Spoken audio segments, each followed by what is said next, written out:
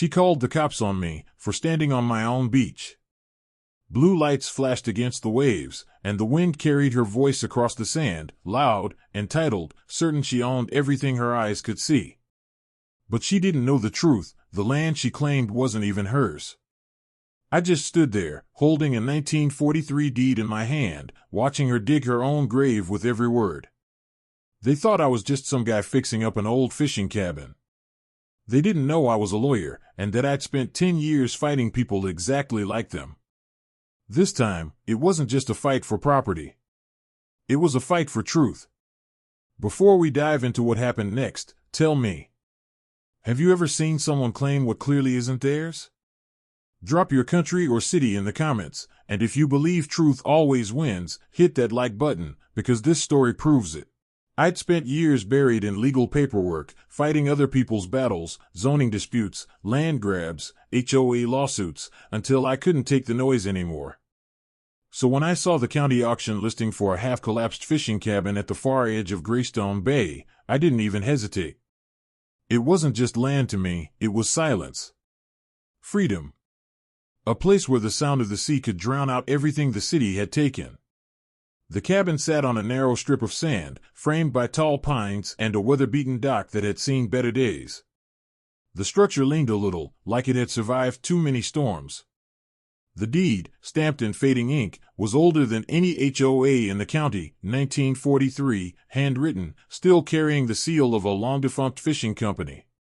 It clearly described full riparian rights to the adjoining shoreline. In plain English, the beach was mine. When I signed the papers, the clerk gave me a look I'll never forget. "You sure you want that place?" she asked. "Why wouldn't I?" She smiled thinly. "Because around here, the HOA thinks they own everything that touches water." I laughed it off. Back then, I thought she was exaggerating. For 3 quiet days, it felt like I'd made the best decision of my life. I cleaned the place, patched holes in the roof, and set up a small workbench overlooking the waves. Every morning I'd sit with coffee and watch the fog lift over the bay, peaceful, quiet, the kind of peace you can't buy in the city. But peace doesn't last long where control is currency. On the 4th morning, a white SUV rolled. For a few days after that encounter, things went quiet again, almost too quiet. The waves kept rolling in, but something in the air had changed. The neighbors who used to wave from their porches suddenly looked away. A few even started parking their cars closer to my driveway, like they were watching for something. Then, one morning, I stepped outside and found a bright orange notice nailed to my cabin door. "Stop work order, violating Coastal Management Code." Issued by Greystone Shores HOA Environmental Committee. The signature at the bottom? Karen Levelville. I couldn't help but laugh. The HOA didn't even have legal jurisdiction to issue such an order, and yet here it was, printed, laminated, and hammered into my property like gospel. I took a photo of it, pulled it off, and drove straight to the county office.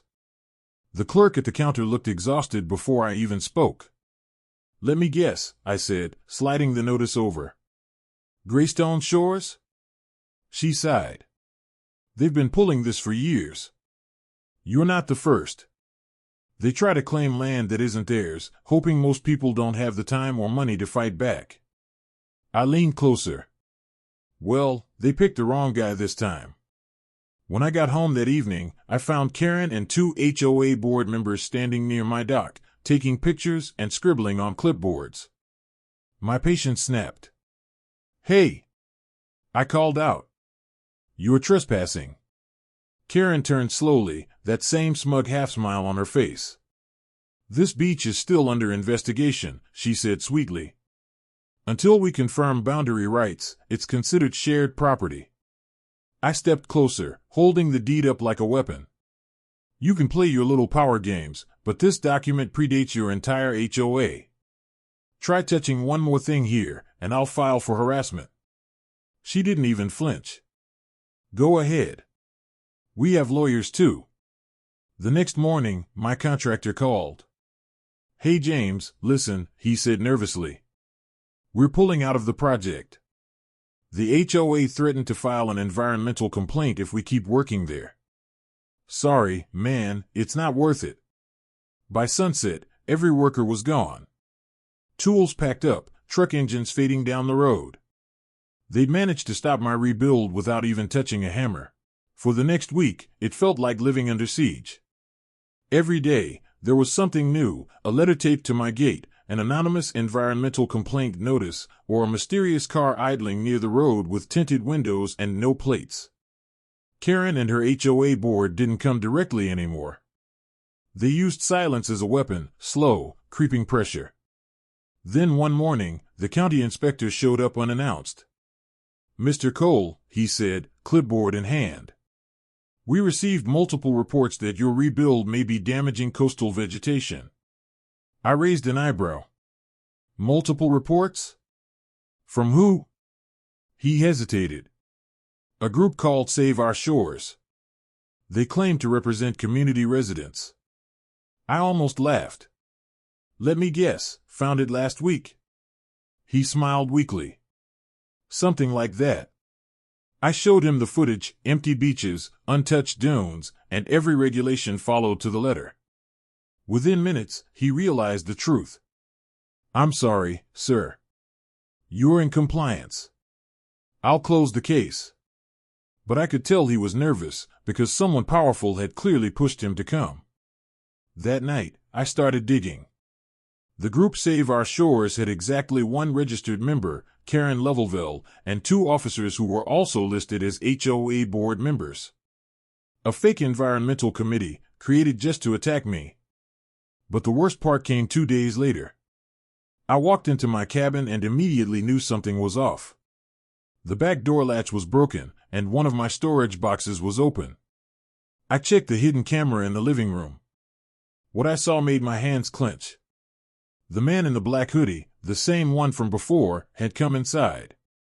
He rummaged through my desk, took photos of the deed, and left. This wasn't just harassment anymore. It was breaking and entering. The next morning, I drove straight to the sheriff's office with the footage. He looked at me grimly.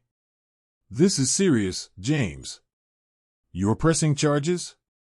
"Absolutely." Within an hour, deputies were knocking on Karen's door. She denied everything, until they showed her the video stills. Her face went pale. "That man doesn't work for me anymore," she said quickly. "He was a volunteer." The sheriff nodded slowly. "Then you won't mind if we pull your phone?" The injunction hearing was set for a Tuesday morning. By then, Greystone Shores HOA had already begun to crumble from the inside. Whispers started spreading, homeowners questioning fees, members resigning quietly, and one board treasurer suddenly unavailable for comment. When the court opened that day, Karen walked in like she still owned the place, beige blazer, sunglasses on, fake confidence dripping from every step. But confidence can't cover panic when truth walks through the same door. My lawyer placed the evidence binder on the table, thick, color-coded, labeled. Unauthorized stop work orders. Fake nonprofit registrations. Surveillance footage. Financial irregularities. The judge flipped through the first few pages and looked up, unimpressed. "Ms. Levelville," he said, "your HOA issued a cease order on property outside your jurisdiction. You also created a nonprofit group without proper disclosure, and we have security footage of your staff entering the plaintiff's cabin. Do you have anything to say before I issue my ruling?" Karen tried to talk her way out. "Your Honor, this was all a misunderstanding. We believed the land." The judge raised his hand. "Stop. The deed predates your HOA by 40 years. Your actions weren't a misunderstanding. They were intimidation." Silence. You could hear the air conditioner hum. When the gavel came down, the sound echoed like thunder. Effective immediately, Greystone Shores HOA is under temporary injunction. All authority suspended pending a financial audit. I didn't smile. I didn't need to. Justice doesn't need applause, it just needs air. Over the next few weeks, the audit uncovered everything. Misused maintenance funds. Double billing. False environmental fines that went straight into Karen's private account. And then, the spark that turned her downfall into a wildfire. A local journalist received an anonymous tip and started digging deeper. When he showed up 2 months later, I stood on the same shoreline where it all began. The cabin that once looked like a ghost of its past now stood proud again, new siding, repaired dock, and a wooden sign I'd carved myself. People's Pier, reclaimed 2025. The town had changed too. Without the HOA's grip, neighbors started talking again. Kids played near the water without fear of violating rules. The air felt lighter, as if everyone could finally breathe without permission. Karen's name was now just a headline in the county paper. Former HOA president convicted of fraud and harassment. She'd been fined, banned from holding office in any association, and forced to pay restitution to every homeowner she'd bullied. Sometimes justice doesn't roar. Sometimes it whispers, through every calm wave that returns after the storm. I walked down the rebuilt dock, the same one they once tried to claim wasn't mine. The wood creaked under my boots, but this time it wasn't weakness, it was memory. Proof that peace doesn't mean surrender. As the sun dipped behind the horizon, I thought about how many people never fight back. How many just walk away because they think power always wins. But power only wins when truth stays silent. I turned my camera toward the ocean and hit record. This, I said softly, isn't just about land. It's about standing your ground, no matter who tries to take it. Because when you hold the truth, you're already stronger than every lie they build against you. The waves kept rolling. The light kept fading. And for the first time in years, I felt like I'd built something no one could take, not a cabin, not a dock, but peace that was earned, not granted. They tried to bury the truth under paperwork and threats. But the tide has a way of washing lies back to shore. And if this story reminds you that justice still lives in quiet places, hit that like button, subscribe, and share it. Because this channel stands for one thing: truth over power.